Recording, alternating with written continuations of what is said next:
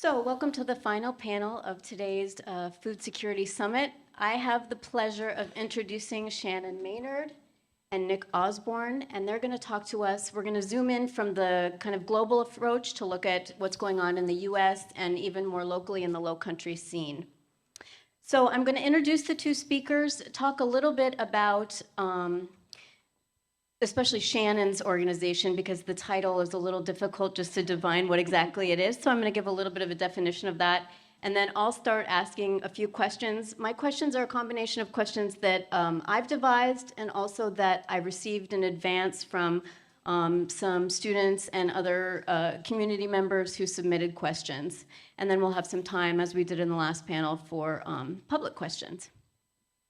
So let me begin with Shannon Maynard, Executive Director of the Congressional Hunger Center in Washington, D.C. And so the Hunger Center began as an idea in 1983 when two congressional Democrats and one Republican formed the House Select Committee on Hunger to find sustainable solutions to national and international hunger and poverty. Republican Leland of Texas chaired the committee until his death during a famine relief mission to the Horn of Africa in 1989. And in 1993, the House allowed certain select committees to expire, including this House Select Committee on Hunger. And the committee's chairman responded by embarking on a 22-day fast, an act that garnered bipartisan support to form the Congressional Hunger Center as a nonprofit organization to help ensure Congress continued to address hunger. The center received support from some major government and private players, including, and this is just to cite a few, USAID, so that would be a more public sector supporter, and then the Kroger Company Foundation.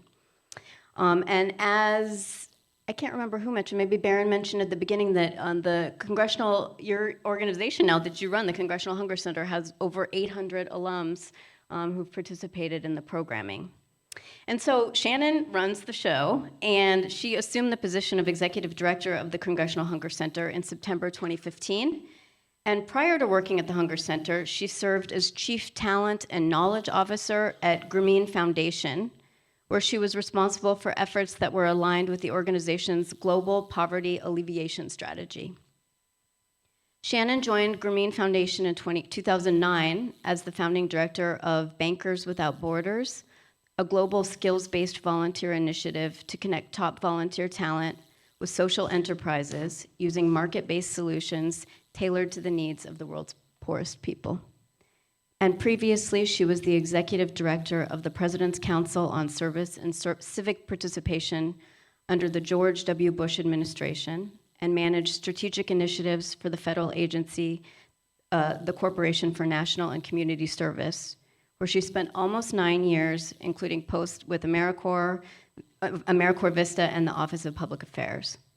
And earlier in her career, Shannon held various leadership positions managing AmeriCorps programs for local and national nonprofits focused on hunger and youth empowerment.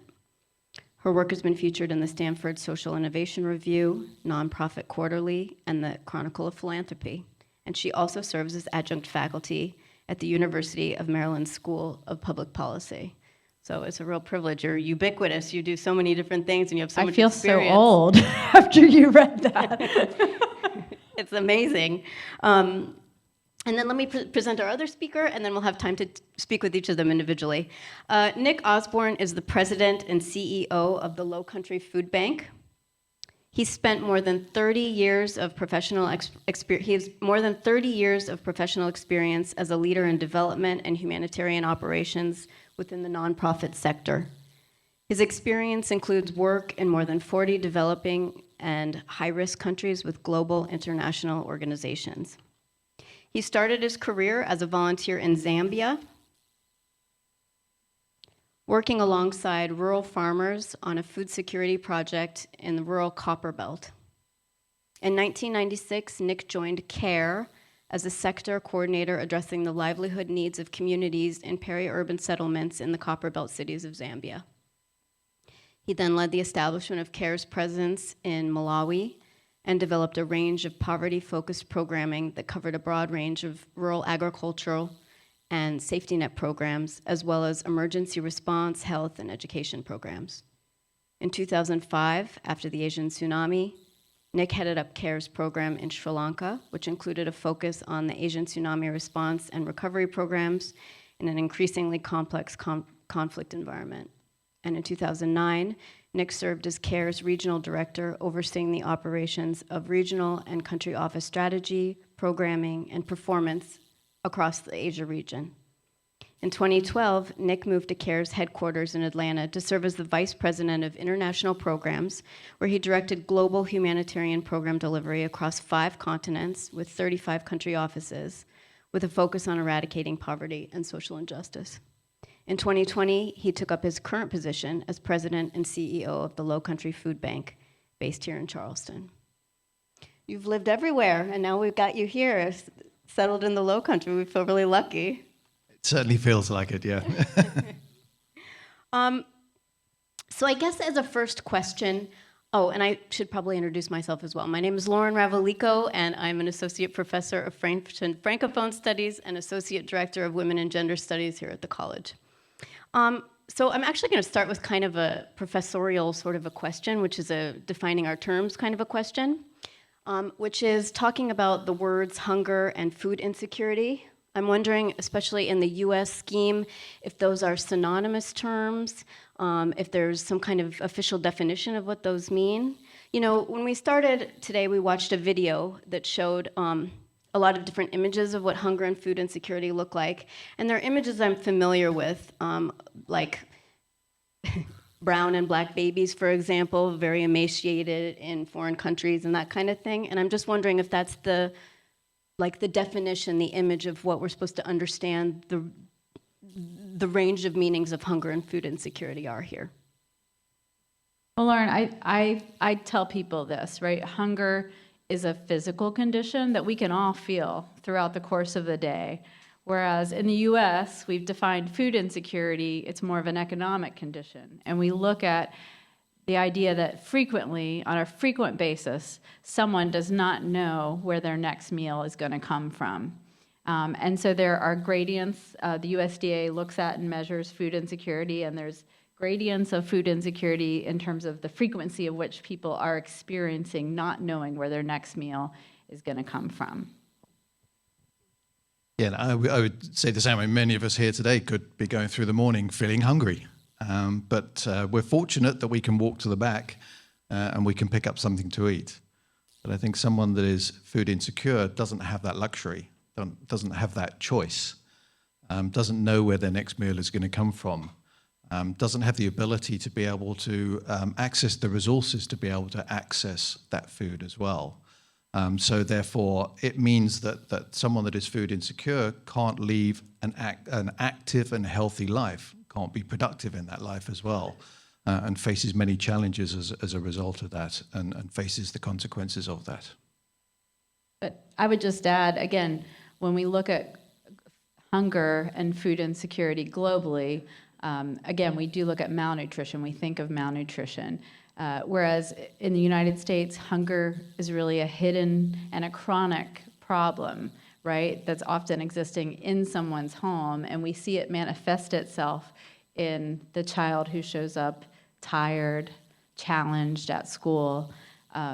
But it's not something that folks are out there talking about often in terms of, and many of us, because we live in such a society where there's great income inequality, we're often more removed from knowing someone personally who might be experiencing hunger. So it stays hidden, even though we know that 1 in 9 of us are experiencing food insecurity, in this country right now. I think just to add on to that as well, I think and again, reflecting back on from a global perspective and in a situation here in the United States as well, I think there's an element of shame associated with hunger as well. It's not talked about, it's hidden. And I think in a lot of cases, there's many people who don't realize the extent of hunger and food insecurity that exists here in the United States. I mean, we see it a lot on the television in terms of how it's portrayed in other countries. But we don't realize the extent of hunger and food insecurity in and amongst us, within our neighbors, I mean, down the road from where we may live as well. So there is a shame associated with it and really a reluctance to often talk about it as well as a result of that.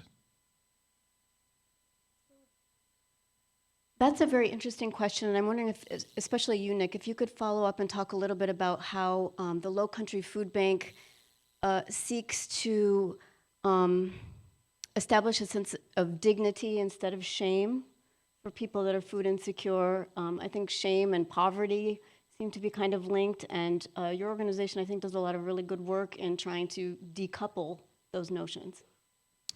Yeah, it's central to the work that we do. I mean, our work is focused very much just not on, as was mentioned before, I think earlier in some of the other presentations, it's not just about getting any food, every piece of food or any food available out to where it needs to go. We have to think about how do we do that in a context of being very dignified, doing it in a dignified way. And as a result of that, we work very closely with many different partners.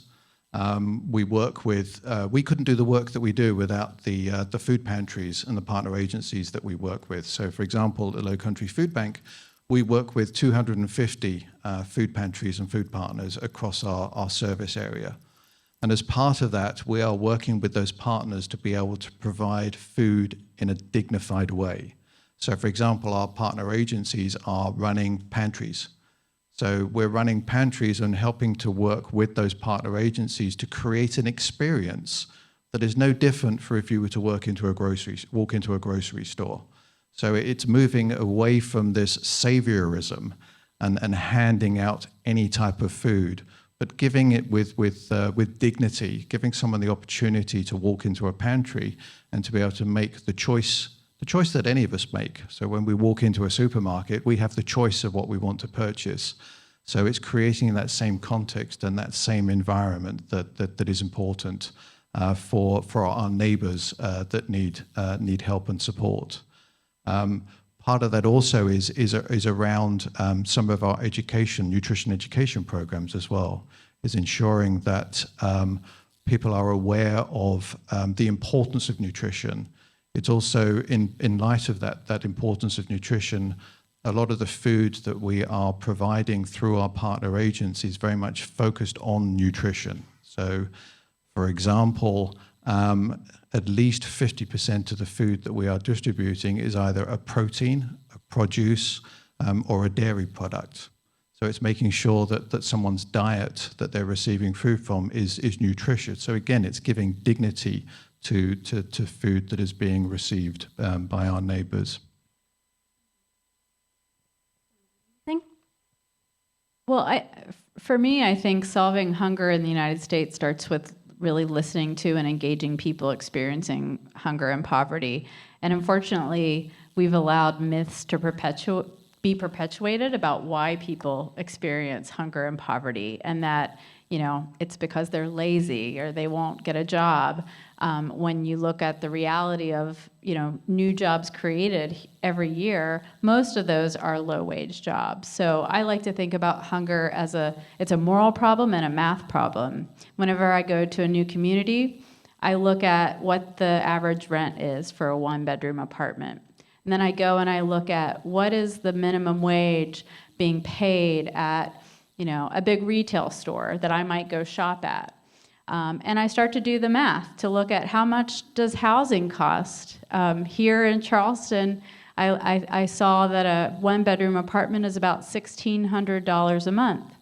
Well, if I work at the local Target or box store and I'm making $13, $14, right, that's about $20,000 for rent or most of my income.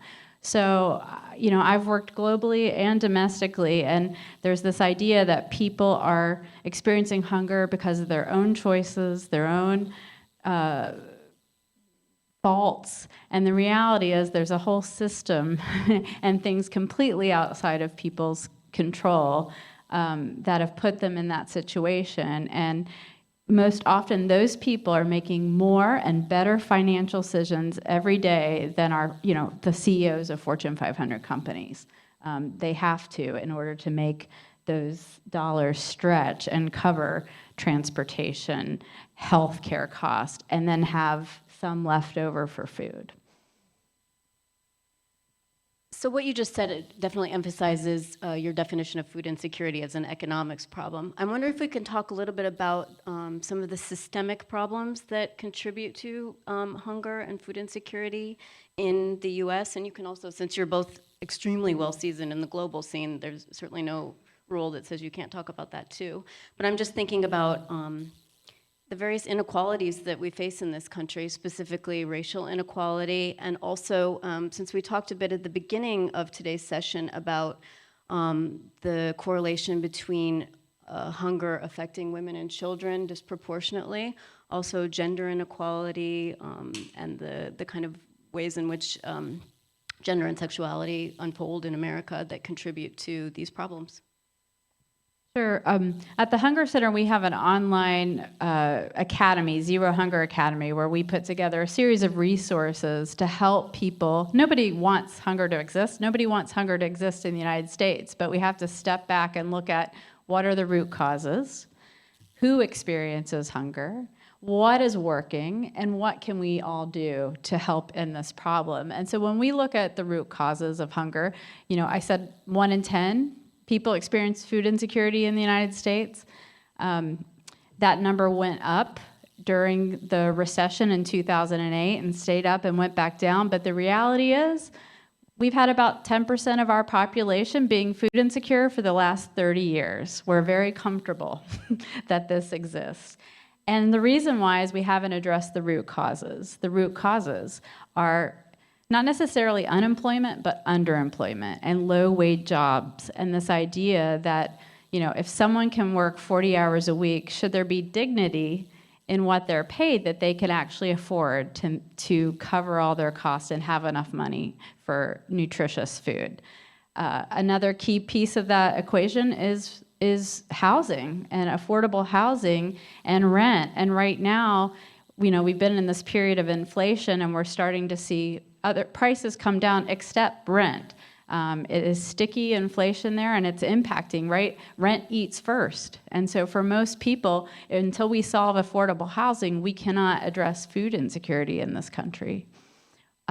When you look at food insecurity and food insecurity rates, Black communities, brown communities experience food insecurity at twice, sometimes 3 times the rate that white communities do.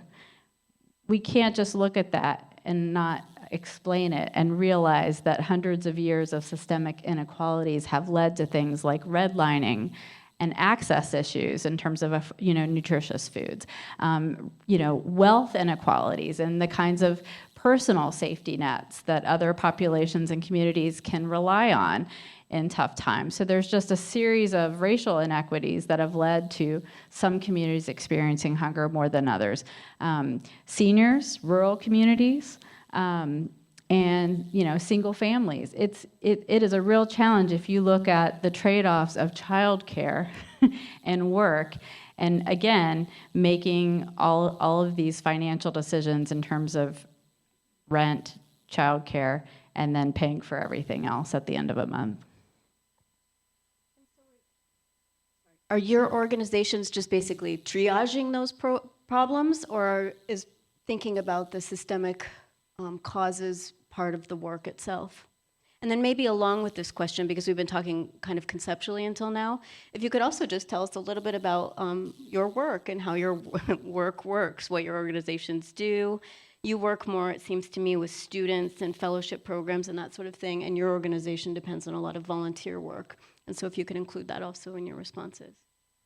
Yeah, so to talk a little bit about what we do at the Lowcountry Food Bank. Well, first of all, in the Lowcountry Food Bank, we are an organization that is serving 10 counties along the coastline here in South Carolina. So that's from Horry County down to Jasper, Hampton, Charleston, Beaufort. So within that, there are some very affluent communities, but then there is huge differences between those affluent communities and those communities that face many, many challenges, not just only hunger. So we have 3 facilities that work out of here in Charleston, Myrtle Beach, and down in Yemassee. But as I said before, we couldn't do the work that we do if we didn't have the partnerships that we had with the agencies that we work with. Also the schools and libraries that we work with as well. So that in and of itself gives us a really helpful and insightful picture into some of the challenges and issues that our neighbors face and our communities face in terms of access to food and hunger. But I think, as was said as well before, I mean, one of the things that I have as a reflection coming into the role that I play is it's very easy to think about how complicated our lives are. That we lead complicated lives, that we have all of these decisions that we have to make. We don't have the ability to find the time to do the things that we need to do. But in retrospect, those that we're seeking to serve and those that we're serving have incredibly complex lives. They are making incredibly difficult decisions one day after the other. And it's not just about food. It's the triage and it's the compilation of a range of challenges that our neighbors face, whether that be those individuals that are looking for employment. I mean, one of the areas that we work on quite significantly, supporting and addressing issues of senior hunger as well. We see tremendous challenges in some of the rural areas where we're serving, where seniors are increasingly having to look after grandchildren, because grandchildren have been left with their grandparents whilst their parents are looking for opportunities for jobs and employment. These are seniors who have lived their lives thinking that they are going to be able to retire and live the life that they had hoped, but now they're saddled with having to look after their grandchildren, and which in and of itself is forcing them further into the challenges they face, both in terms of looking for food, but also being able to pay for rent, to be able to pay for transport. So we see huge challenges there. I think the other challenge from a local perspective that we see here in the Lowcountry is what's happened as a result of COVID and the impact that has had. How is that changing the demography of our communities, where we're seeing the large influx of populations coming from outside the state into South Carolina? It's forcing the prices of housing up. It's forcing the price of rent up. It's displacing people from where they have historically and traditionally lived, which is moving them further out from, for example, Charleston into places like Somerville and Monk's Corner, but even further than that.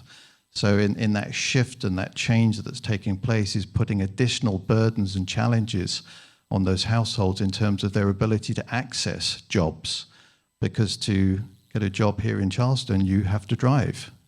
And you have to pay for parking as well. So it becomes out of the reach of a lot of households and a lot of neighbors to be able to get access to jobs that can enable them to have the income to enable them to pay for the food that they need, the healthcare that they require, the rent that they need to pay, the utilities that they need to pay. So therefore, they're finding that they're becoming increasingly more dependent on the services that we as a food bank and others are providing as well.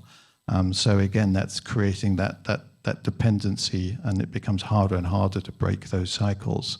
But we're certainly across our service area that we work in, whether that's from Horry County down to the more southern areas, seeing considerable differences in terms of, from a racial perspective. The majority of those neighbors that we're serving are so the black households who are living in rural areas, who are seeing the closure and the withdrawal of access to traditional grocery stores, for example, which then means their ability to access food becomes increasingly more difficult because they have to pay more to have the transport to be able to get to where they can purchase food as well. So it's a very complicated mix of challenges and issues that our neighbours face on a day-to-day basis, and the unpredictability of the situation as well.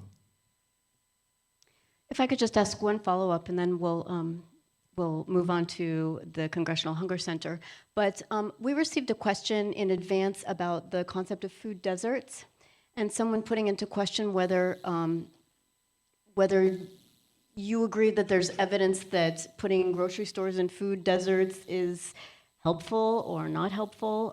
What are some of the solutions? Maybe if you can just briefly define what a food desert is, and then talk a little bit about how the Lowcountry Food Bank addresses that problem, and whether you have any other ideas for how to combat that issue. Sure. I mean, a food desert is as it says, it's an area where someone would not have access to a reliable source of food, nutritious food. And we're certainly seeing there are a significant number of food deserts, and those food deserts can be both in an urban context and they can be in a rural context as well. We think that when we live in an urban context that there aren't food deserts, but there could be food deserts in our neighboring communities, for example.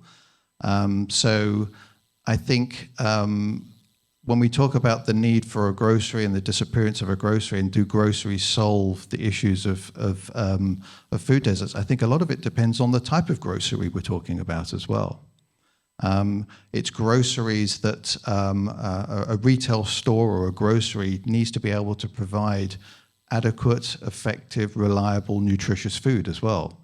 A lot of the grocery stores that are available in a lot of the areas where we work aren't providing regular fresh produce, and are providing food that is not nutritious, food that is actually detrimental to someone's health. So I think if groceries are a solution to addressing issues of food deserts, but at the same time those groceries need to be able to be providing adequate, healthy, nutritious food. Some of the ways that we at the Lowcountry Food Bank are addressing issues of the food deserts is also looking at different ways and means in which we can effectively and efficiently provide access to nutritious food in those locations. And there's a variety of different methods that we can do for that. We can have mobile distributions of food into those areas, but how do we do those distributions of food that offer choice? So looking at fresh food that sets up in a market style that gives people access to nutritious food in an effective and efficient way. A lot of our partner agencies that I refer to that are working in the communities are often working in communities that suffer from being in the context of a food desert as well. The challenge that a lot of our partners face that we're working with, the food pantries, for example, they may only be open once a month. So that isn't providing a regular access to nutritious food. So looking at working with partners to try and look at ways and means in which we can help build capacity to expand the number of service episodes that exist to make food more available and more accessible. And also maybe food education and food culture. I mean, I have access to healthy food and unhealthy food, and I do reach for the Cheez-Its quite a bit, I gotta say, even though I have access to fresh fruit and stuff in my kitchen. And so does Lowcountry Food Bank partner with any education or any sort of, is it sort of a multi-tiered process, or is there an idea to kind of get that going? We have a major focus of our work is around nutrition. The work that we do, as I said, is not just about distributing food. It's about distributing nutritious food. It's about working with schools in our areas to educate both children and our neighbours and our partner agencies about the importance of nutrition as well. It's a fundamental part of what we're doing as part of our work. I mean, again, in the context of a food desert, if your only source of food is from a fast food store, takeaway, that often is not just because that's all you can afford, but also it's an issue of convenience as well. Someone that is suffering from the challenges associated with hunger and food insecurity, you're spending an inordinate amount of your time trying to address the many other challenges in your life, including childcare, access to education, access to employment. Then there is the convenience of fast food. And the convenience of fast food, it's cheap, you can drive in, you can pick it up, and therefore there's the impact that has nutritionally on your body as well. And therefore, how does that affect in terms of your health, which again means that it has an impact on your economic abilities as a result of that as well. There's a great book about how the other half eat, and the author looked at mothers and the decisions they make in terms of their children. And one of the profound things that jump out is when you're struggling with the dollars, you have to say no to your children a lot.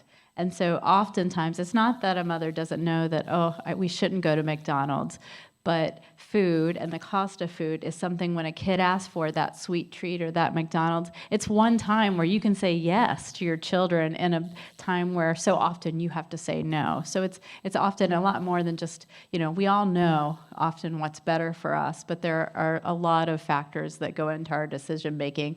And sometimes we're quick to judge others when they're eating the Cheetos, even though we know, right, that we're eating them back in our kitchen. But it is complicated, and we all need behavioral nudges sometimes, right, and changes in habit. But that takes time. And when you are stressed and you have less time, that's often right when you rush for the fast food, you rush for the easier choice, and families struggling, are stressed for resources, for time. So let's talk about your work a bit. And I think your work is going to be especially interesting to the students that are in the room. I've received some questions from students wanting to know how they can get involved. If you could describe a little bit the fellowships that you offer at the Congressional Hunger Center. And maybe also just work that into a little bit, since you've had such vast experience in the food world, why you wanted to work there, why that that was a good fit for you then, and so forth. Sure. So the Congressional Hunger Center, we fight hunger by developing leaders. 30 years ago, after we were founded by members of Congress, there was a realization by those founding members that we need leaders who understand the problem, whether it's global food security, domestic global food security, and its root causes, and have the skills to influence change. And so much like we have a Fulbright scholarships, we have Truman scholarships, our fellowship programs were developed to build the next generation of anti-hunger leaders. So we have the Bill Emerson National Hunger Fellowship. It's a one-year fellowship for folks typically coming out of college or earlier in their careers.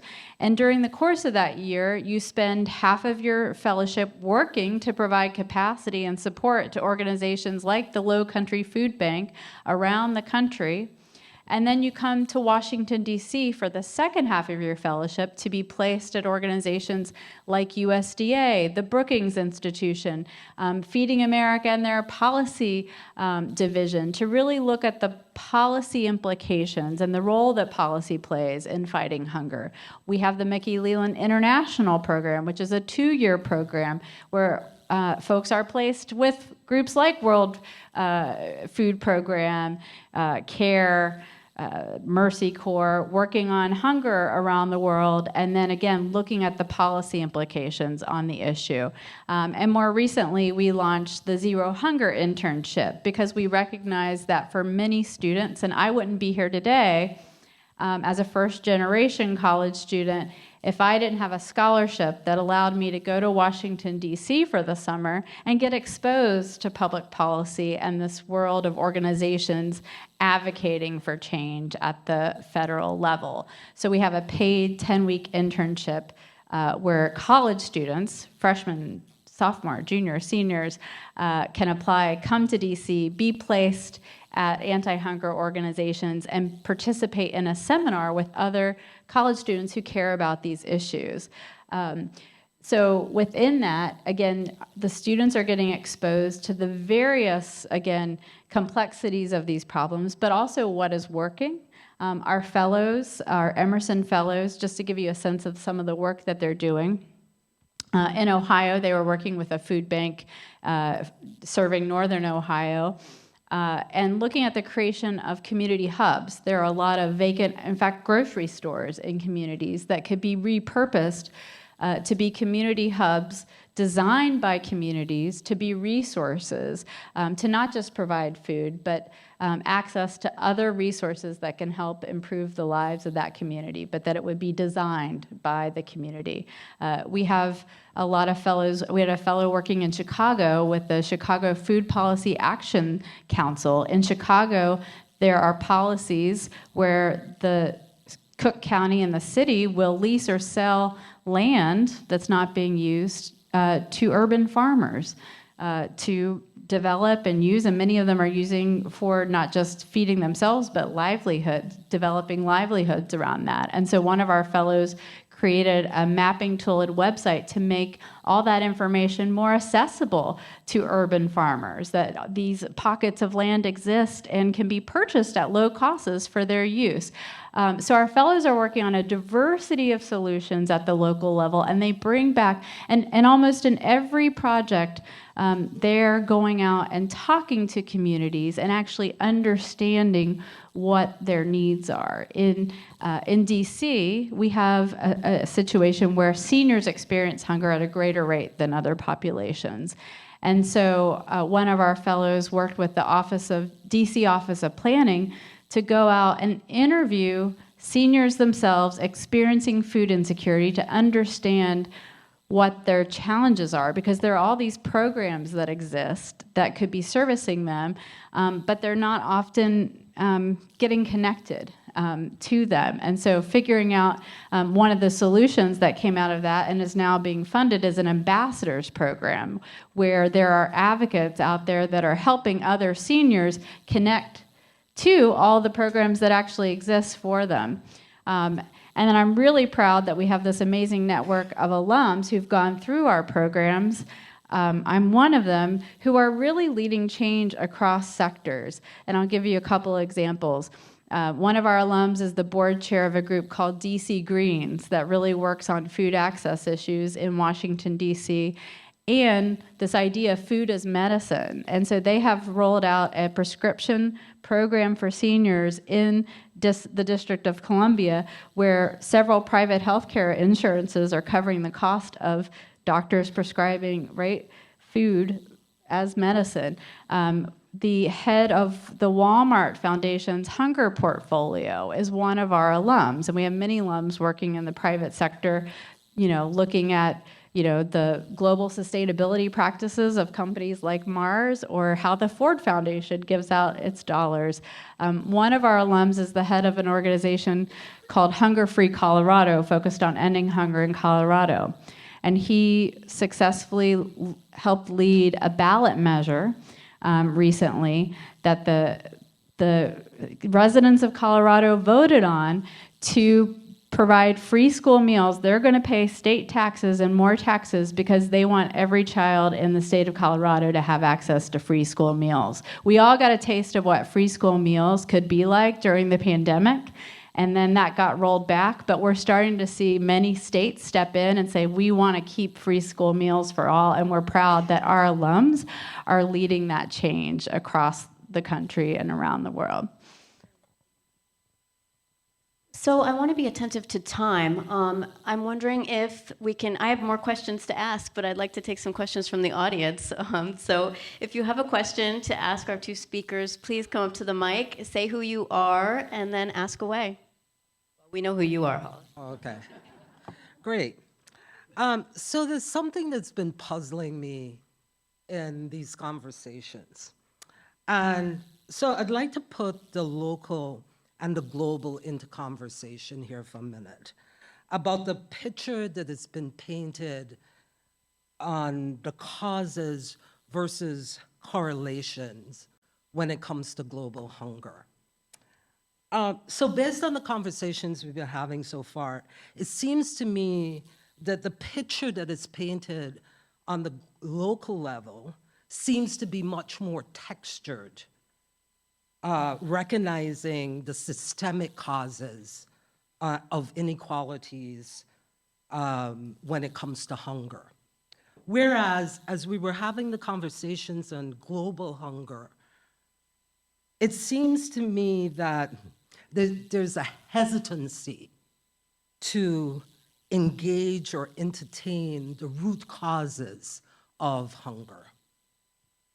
And thinking about the root causes of hunger, even at the global level, it seems to me that we would have to bring into that conversation something about the capitalist system, the economic system that is very dominant in which we operate.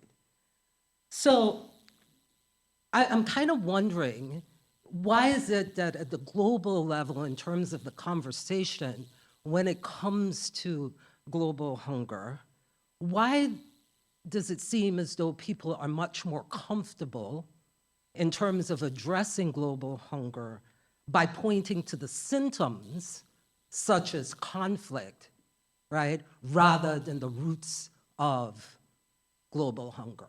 So I don't know if perhaps that you folks could help me solve that puzzle in terms of how this picture is painted between the global and the local, right, when it comes to what is at the basis in terms of what causes hunger. That's a hard question. You both have really, you have very global and local experience, both of you, so I don't know. Well, let me just, maybe we can go backwards and forwards on this, maybe add to it as well. But first of all, just a bit of a sort of a personal reflection. Well, first of all, I think in the context of here in the United States, I think, again, it comes back to the fact that I don't think there has been quite an appreciation or understanding of the extent of hunger and food insecurity that exists in this country. I think the COVID pandemic, if nothing else, there was a lot of bad about the COVID, but if there was anything that may have been a little bit of a bright spot on COVID was, I think it shone a light on the extent of hunger and food insecurity that exists in this country. The fact that you had lines of cars queuing up, wanting and needing food. The fact that you had stories where someone in a car who was picking up food was feeling incredibly guilty about taking that food because they were fearful that perhaps they were taking the last box of food and therefore the person behind them was not going to have access to that and they may be more needy than they were as well. So I think COVID really shone a light on the extent of hunger and food insecurity that exists in this country. From a personal reflection in terms of having worked in many countries around the world for many years, one thing that really struck me when I came here to South Carolina was the extent of hunger and food insecurity. When you go out into rural communities and you see the extent of hunger and food insecurity, the fact that there are many communities here in South Carolina and elsewhere in the US that don't have access to potable water, that don't have access to reliable electricity, that live in houses that many people would condemn, that don't have access to health care because they can't afford health insurance and therefore are making decisions as to whether they seek health care versus whether they go out and buy food. There are really challenging questions challenges that people have to face. So therefore, in my experience of working in many countries around the world, in countries that think, well, everything is great in the United States, well, it's not. And I can say that in many countries where I've worked, the situation in developing contexts has not been as bad as it is in some places here in the United States. So I do think that first of all, I think is a realization and acceptance of the fact of the deep-rooted nature of hunger and food insecurity that exists here and the inequalities that are created by the access to education, the fact that you're hungry, a child is hungry and goes to school hungry, the inability for that child to learn is immediately putting that child at a disadvantage, not only with their peers, but also in terms of their ability to flourish and grow and lead a productive life in the future as well. So again, I think there are a lot of systemic problems and issues that need to be addressed, whether that's in an education context, in a health context, in a food system context, that need to be dealt with. I would say, again, it's been generally easier for us in the United States to acknowledge malnutrition and what hunger looks like globally, right? And know that, oh, well, if we don't have that, but to want to do something and act, and to know that, as we heard earlier, right, food scarcity is an issue, right, in many cases and contexts. And and access is a big issue, and that's easier to look at and address and needs addressing. When we have to look at food security here, we can just choose to ignore it, but when we do look at it, it leads to a series of questions that I think gets us to these understanding the root causes and some of the systemic issues. Globally, how many of us really know about the history of colonization globally in the United States? And we're taught that in our schools. So I think there's just a lack of foundational knowledge about colonization and the impact that's had around the world in terms of inequities. That's starting to be looked at in aid as well, and really thinking about just the power and privilege any one of us working from the U.S. brings to this conversation. And so I think there is a movement to start to really look at power and privilege in conversations around international development, in humanitarian work, in food insecurity. But I think a lot of it just stems from our lack of knowledge in the United States about the history of the rest of the world and understanding some of those inequalities. That was a hard question, and they were answered really admirably. Thank you for that. Please. My name's Steven, and I'm just a local dude in the community who just came here to learn this morning. Okay, so eventually I'll get to a question about goal setting and goal achievement. So today, just throughout the entire day, I've heard things about, we're trying to solve the world's problems and create this utopia lifestyle. It's great, love that spirit. But when we actually get to reality, what is it that within your organizations of like the goal that you actually try to set, and are those attainable? If you look at, if you're solving the thing, we're going to have 0% of the population that suffers from food insecurities. But what is actually considered good enough? I think it was 10% that we said that's just where we are here locally in the U.S. Is that good? Is 5% great? Is 20% bad? Like what is the realistic part versus what can we actually attain when we set goals, things measurable, attainable, et cetera? So I'm just curious to hear what you have. Well, maybe it's a multi-part question. What are the goals that you have within your organization? We'll call it 2023, that's happening now. And what is considered acceptable? Thank you for those questions. If I can just ask, I'm doing a really bad job moderating time, and people are signaling me from behind that I need to hurry it up. So it's a superb question. If you can have the elevator pitch version of the answers to that would be great. Yeah. So I think we have to recognize that, again, over the last 30 years, right, 10%, it's been pretty stubborn. And so for me, it's a matter of, we do have a highly effective program called SNAP. It's a supplemental nutrition assistance program. And I think we have to really rethink what our moral promise is to people in terms of like food as a human right. And so it's we are capable, and we've seen during the pandemic, right, an increase in the kind of support that we're willing to provide families in terms of a child tax credit that help reduce poverty significantly in the United States, an increase in the SNAP benefit allotment that prior to the pandemic hadn't really been looked at in 30 years, since 1970, and we all know food systems have changed since then. So I wouldn't be doing this work if I didn't think it was possible that we could actually eliminate hunger. Now, the root causes are a bigger issue, but to me, the question is, if we're not willing to go there, if we're not willing to look at wages, our housing issue, or others, we do have a program called SNAP that puts money back into economies when people spend it and actually produces more economic activity. Why are we so hesitant to provide that resource to people is my question. And I think, again, you heard from the previous panelist, members of Congress, your mayors, your governors, they work for you.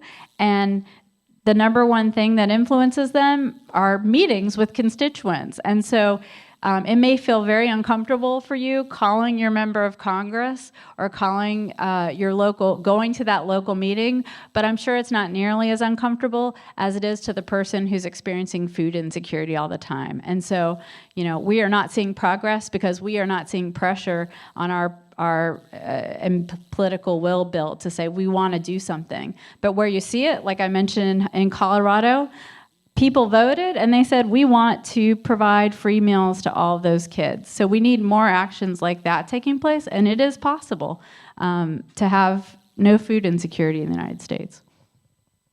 Thank you very much. Do you have a last word you'd like to add? I can add. I agree with everything that A really that nice way to end Shannon it with said. on a positive note. But I agree. I mean, setting from a goal perspective, I mean, I think traditionally from a perspective of a food bank, we've often talked about our goals in terms of a poundage goal. How many pounds are we distributing?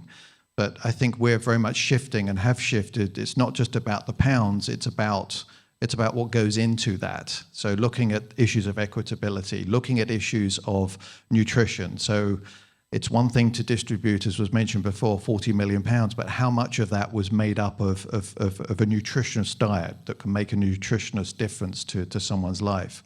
So for us, we're looking at goals that really push us.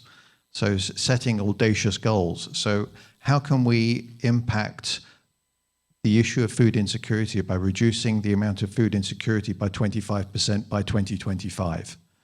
We think it's achievable. If we were looking at the trends in the way that food insecurity was dropping in our area where we operate for the pandemic, they were coming down.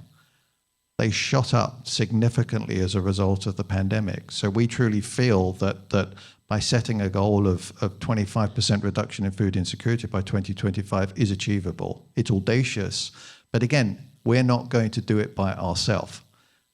We are part of an ecosystem of collaborators, organizations, which include elected officials as well, who need to be part of that conversation, and they also need to be part of some of the solution as well. How do we, for example, establish partnerships as we have, for example, down in the southern part of our operational area with the Gullah Farmers Cooperative, for example. This is a cooperative of farmers who have struggled over the years to be able to compete with the bigger food producers, but working closely with them as a cooperative to try and help them have better access to the market. So investment in our local farming community, our local farming producers, who can also then be part of that solution of reducing levels of food insecurity over the next couple of years from where it is now to being 25% reduced. Thank you very much. Please join me in thanking Shannon Maynard and Nick Osborne.